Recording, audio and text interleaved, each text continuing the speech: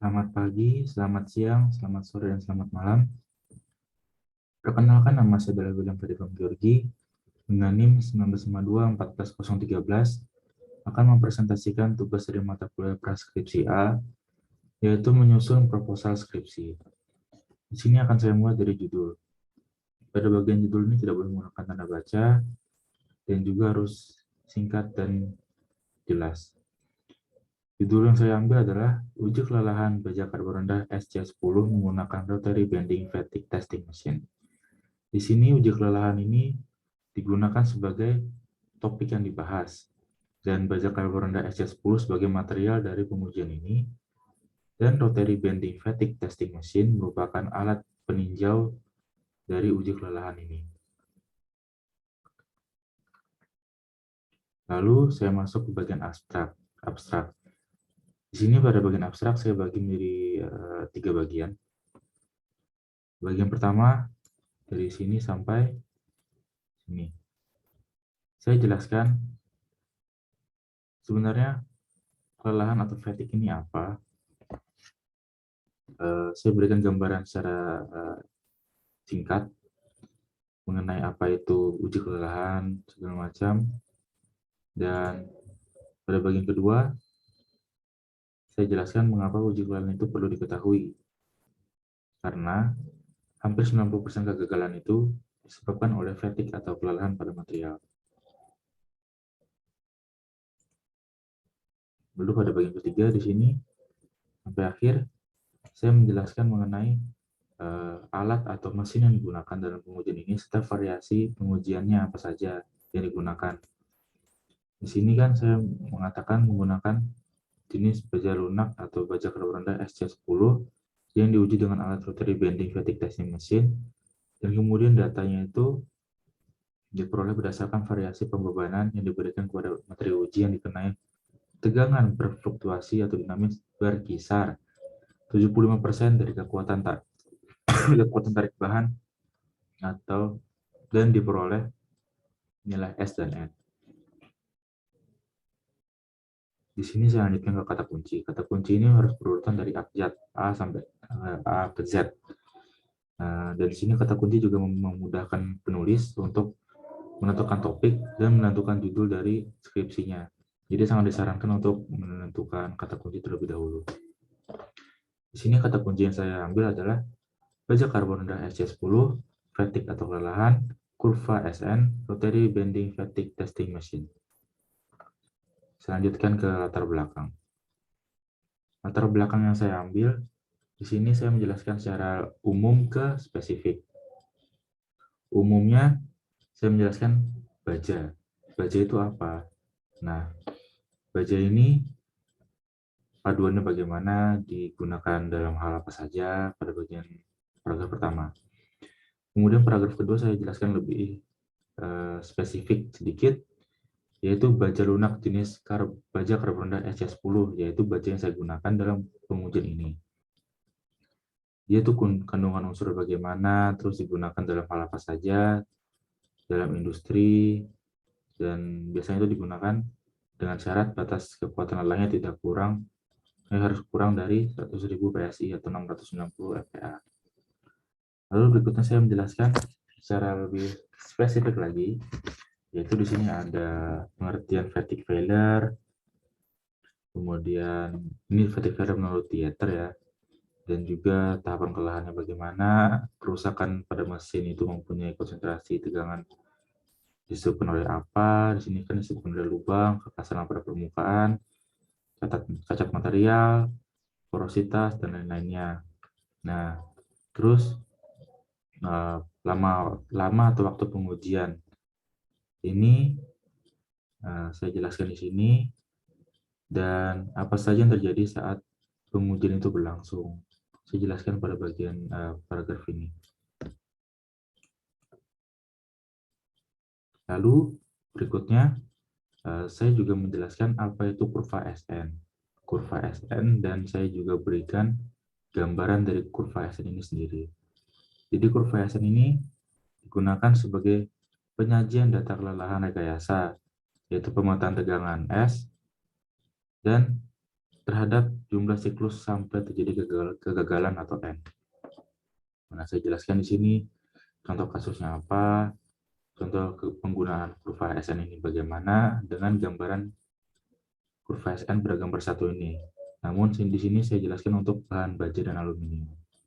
Kemudian saya lanjutkan dengan kendala yang dihadapi dalam pengujian ini. Kendala yang dihadapi dalam pengujian ini atau pengujian lelah ini dipicu dari sebagian besar kegagalan material yang tidak terdeteksi sehingga menyebabkan perpatahan pada suatu komponen secara mendadak. Nah, pengujian ini dilakukan untuk menguji ketahanan lelah baja karbon rendah SC10. Dalam pencatatan data, memperhatikan waktu yang tepat untuk menghentikan mesin saat melakukan pencatatan data memasuki fase awal retakan, penjelahan retakan, dan saat memasuki material patah atau final failure. Oleh karena itu, mesin yang ini, rotary bending fatigue testing mesin, sangat mendukung karena mempermudah pencatatan hasil pengamatan kita. Lalu saya lanjutkan ke maksud dari skripsi ini. Maksudnya adalah untuk mengetahui sifat perpatahan baja karbon SC10 yang dikenai tegangan berfluktuasi atau dinamis serta mencari harga dari tegangan lelah suatu logam.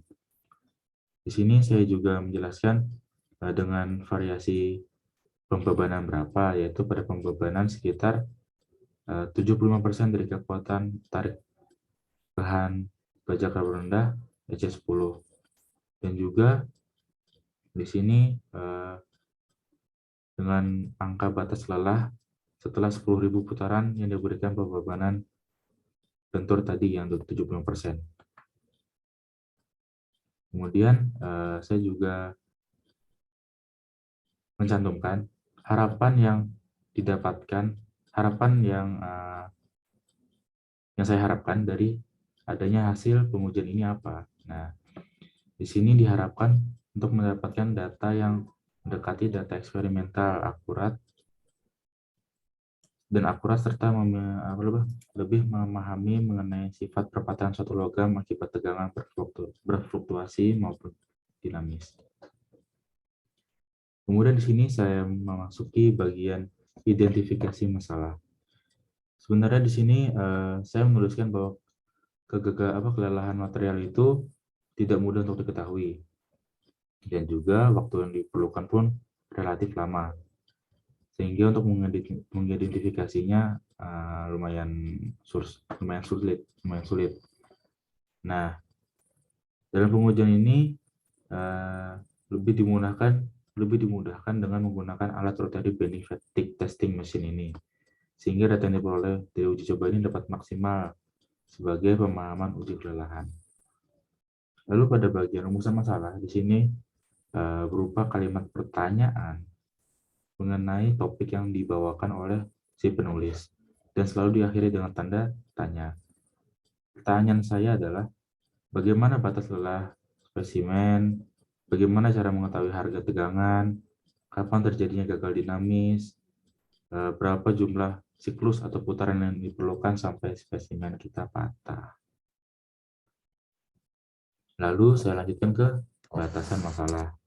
Batasan masalah ini umumnya terkait dengan metode selama melakukan pengujian atau batasan-batasan dalam penerapan metode sebuah penelitian. Di sini menjelaskan saya melakukan pengujiannya di laboratorium menggunakan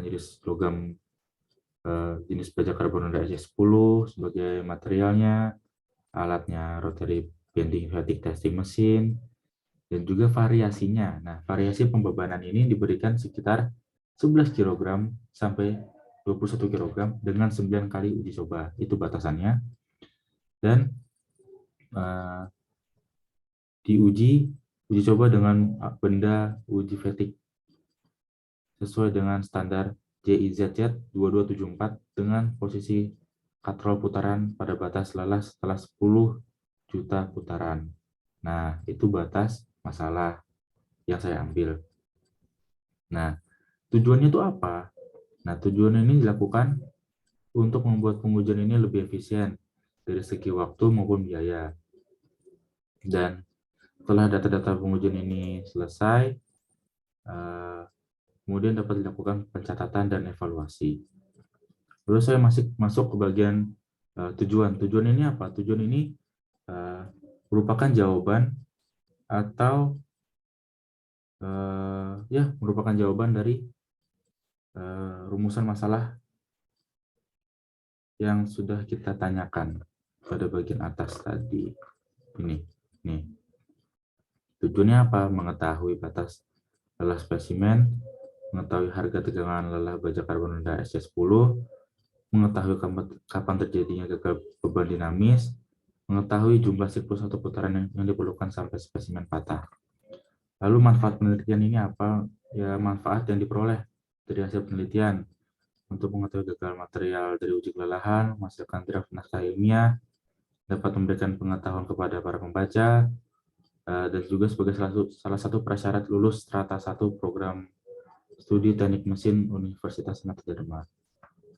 Lalu masuk ke bagian tinjauan pustaka dan landasan teori. Tinjauan pustaka ini merupakan sumber bacaan teori yang digunakan dalam pengujian. Di sini saya jelaskan mengenai sumber bacaan saya dari mana, terus langkah-langkahnya apa saja. Di sini penelitian ini pernah dilakukan oleh mahasiswa teknik mesin dalam praktikum pada semester 2 menggunakan logam jenis lain seperti aluminium, besi cor, dan tembaga serta kuningan. Nah, seperti itu. Lalu ada tinjauan ada landasan teori. Landasan teori atau dasar teori ini berisi tentang landasan teori yang saya gunakan dalam pengujian ini, yaitu ada berdasarkan pada uji tarik, pembebanan bertambah sebagai akibat penambahan panjang yang konstan. Ada juga bagian dari kurva SN yang saya tambahkan pada landasan teori ini, serta ada rumus dari persamaan umum SN. Lalu ada saya tambahkan juga persamaan untuk menentukan besar tegangan lentur. Dan itu saja dari landasan teori. Kemudian saya masuk ke metode penelitian. Ini merupakan urutan kegiatan pelaksanaan dari uji kelelahan. Mulai start di sini, persiapan alat dan bahan, pembentukan spesimen uji sesuai standar, pengambilan data pengujian, analisis data, pembahasan dan penulisan laporan, dan terakhir selesai. Ini bisa dibilang sebagai gambar 2 atau diagram alur penelitian. Kemudian di sini saya juga menambahkan parameter yang divariasikan apa-apa saja, yaitu pembebanan dan tegangan lentur, maksimum maupun minimum, serta parameter yang disediakan berupa jumlah siklus kelelahan. Lalu sini saya juga menambahkan jadwal penelitian, yaitu jadwal yang dilakukan penelitian ini dari studi pustaka hingga penulisan draft artikel. Di sini saya masukkan perkiraan yang sekiranya